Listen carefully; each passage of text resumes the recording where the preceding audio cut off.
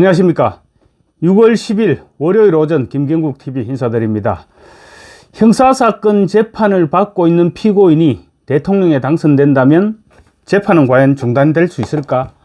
한동훈이 던진 묵직한 한마디 화두가 지금 이재명의 목을 조이기 시작한 것은 물론이고, 민주당과 조국혁신당이 추진하고 있는 대통령 임기 단축을 전제로 한 4년 중임제 개헌의 추진 동력을 약화시키는 효과적인 방패 역할도 지금 할 수 있을 것으로 기대되고 있습니다.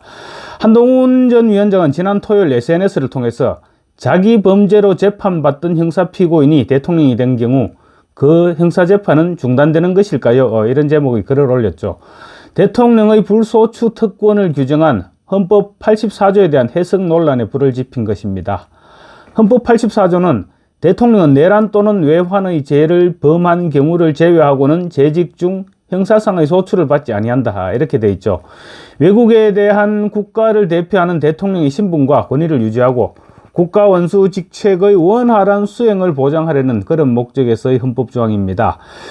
그렇지만 다만 이 조항에서 소추의 의미를 좁게 해석해서 기소하는 것만 불가능하다, 이렇게 보는 의견과 또 폭넓게 해석해서 공소유지, 그러니까 재판까지도 제한된다는 의견이 지금 법조계에서는 엇갈리고 있습니다.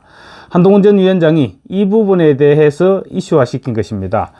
한동훈이 물론 이재명에 대한 이름을 직접 거명하지는 않았습니다. 그렇지만 지금 이재명 대표는 대장동과 백현동, 위례신도시 비리, 그리고 성남FC 후원금 의혹, 또 위정교사, 공직선거법상 허위사실 공표, 이런 6개 사건에 8개 혐의로 지금 기소돼서 3건의 재판을 동시에 받고 있죠.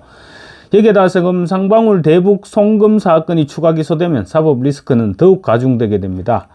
그런데 현재 진행 중인 이 대표의 재판들은 대부분, 전부가 아직 1심 선고도 내려지지 않았습니다. 1심이 진행 중입니다. 그래서 2027년 5월 차기 대통령 취임까지 마무리되지 않을 가능성이 굉장히 높습니다. 이재명은 그래서 자신에 대한 이런 재판들이 대선 전까지 대법원 판결만 내려지지 않으면 대통령에 당선되고 이런 혐의들을 깔아뭉갤 수 있다, 이런 생각을 가지고 지금 계속 재판 지연 전략을 쓰고 있죠. 그래서 이재명은 지금 시간 끌기에 전력을 기울이면서 심지어 자신을 수사한 검사들까지 수사하겠다, 그렇게 특검법까지 지금 제출한 상태입니다. 그런 상황에서 한동훈이 헌법 84조 논란을 끌어들인 것입니다. 한동훈 전 위원장은 지금까지는 현실 세계와 거리가 먼 학술적 논의였을 뿐이었지만 거대 야당에서 어떻게 하든 재판을 지연시켜서 형사 피고인을 대통령으로 만들어 보려 하는 초현실적인 상황에서는 중요한 국가적 이슈가 될 것이라 생각한다, 이렇게 얘기했습니다. 그래놓고 다음 날인 어제는 논쟁에 대한 자신의 생각을 밝혔죠. 저는 이미 진행 중인 형사재판은 형사 피고인이 대통령이 된다고 해서 중단되지 않는다고 본다. 헌법은 탄핵소추와 탄핵심판을 따로 규정하고 있고 대법원도 형사소추와 형사소송을 용어상 구분해서 사용하고 있으므로 헌법 84조에서 말하는 소추란 소송의 제기만을 의미하는 것이라고 보기 때문이다, 이렇게 이유를 설명했습니다. 지금까지는 재판 중인 중대범죄자가 대통령이 되겠다, 이런 생각을 가진 사람은 없었죠. 당연히 없었을 수밖에 없는데 상상하기조차 어려웠을 것입니다. 그래서 학계에서 논쟁거리가 될 수가 없었고, 그런데 이제 지금은 상황이 달라졌습니다. 이재명이라는 중대 혐의, 그것도 여러 건의 중대 혐의를 받는 피의자, 피고인, 이런 신분을 가진 사람이 대통령이 되겠다고 나서가 있고, 그리고 사실상 지금 야당의 지금 가장 유일무이한 대권 후보다, 이렇게도 평가받고 있는 그런 상황인 것이죠. 한동훈 위원장은 한 발 더 나아가서 형사 피고인이 대통령이 된 다음에 실형이 아니고 집행유예만 확정돼도 대통령직이 상실된다, 선거는 다시 해야 된다, 이렇게 적었습니다. 한동훈이 던진 이 같은 화두에 지금 언론도 주목하기 시작했습니다. 일단 이슈 선점에는 성공한 것 같고, 그리고 공격 포인트를 정확하게 잡았다, 이런 평가가 가능할 것 같습니다. 한동훈이 헌법 84조를 이슈화시킨 목적을 한번 생각해 봤습니다. 우선 자신의 대권 의지를 드러냈다, 이렇게 볼 수 있을 것 같습니다. 지금 국민의힘이 내달 25일이죠. 전당대회가 예정되어 있는데 전당대회에 한동훈 전 위원장이 당대표에 출마하느냐, 이 여부를 놓고 지금 당 안팎에서 이런저런 말들이 나오고 있습니다. 그런데 한동훈 위원장이 어제 던진 화두로 인해서 전당대회 출마 여부와는 별개로 대선을 생각하고 있다, 이런 생각을 밝혔다고 볼 수 있을 것입니다. 자신의 존재감을 확실하게 부각시키는 동시에 또 야권의 유일무이한 대권 후보로 인식되고 있는 이재명의 입지에 강력한 한방을 날린 것입니다. 한동훈이 던진 화두를 오늘 주요 언론에서도 다 받아들였죠. 중앙일보는 취임 전 재판이 시작됐다면 불소추 특권은 적용 대상이 아니다, 이렇게 주장하는 고려대 장영수 교수의 주장과 또 헌법 84조의 취지는 재임 중에는 대통령을 법정에 세우지 말라는 것으로 해석된다, 이런 같은 대학 차진아 교수의 엇갈린 의견을 소개했습니다. 학계에서는 앞으로 이 부분을 둘러싼 해석 논란이 이어질 수밖에 없을 것으로 보입니다.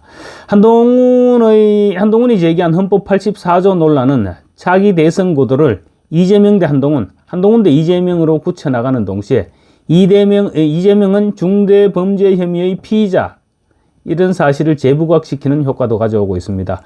국민들은 사실 그렇습니다. 이재명 대표의 죄가 워낙 범죄 혐의가 많다 보니 이재명의 범죄에 대해서는 유독 무감각해지고 있는 것이죠. 이재명은 현재 재판 중인 범죄만 하더라도 6개 사건의 8개 혐의이고, 여기에다 또 대북 송금, 이번 주 기소되면 재판만 해도 4건이 됩니다. 또 경기도 법인카드 불법 사용, 쪼개기 후원금, 이런 여러 가지 기소가 예상되는 그런 사건들도 지금 수두룩하게 남아 있습니다.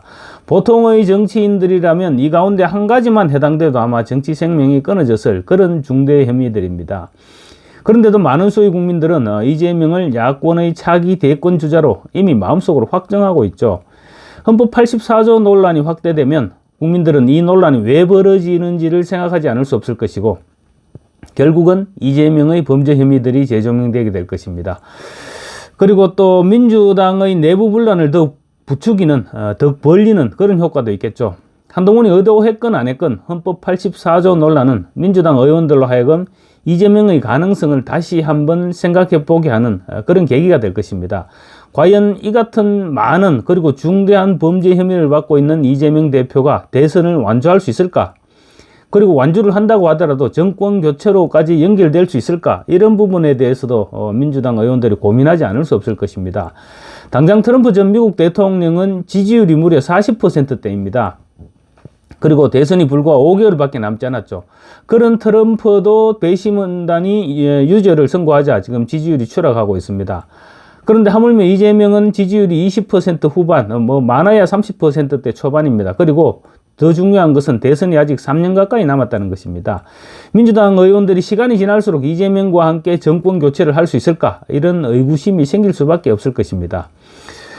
대북 송금 등의 혐의로 지금 이화영이 지난주에 중형을 선고받았죠. 또 이재명이 이화영과 사실상 공범 관계라는 점을 재판부가 인정을 했습니다. 그래서 이재명에 대한 사법 처리가 불가피해지면서 사법 리스크는 또 한 가지 늘어났고, 건수로는 한 가지가 늘어났지만 이재명에게 가해지던 사법 리스크는 몇 배가 더 증가했다, 이렇게 볼 수 있을 것입니다.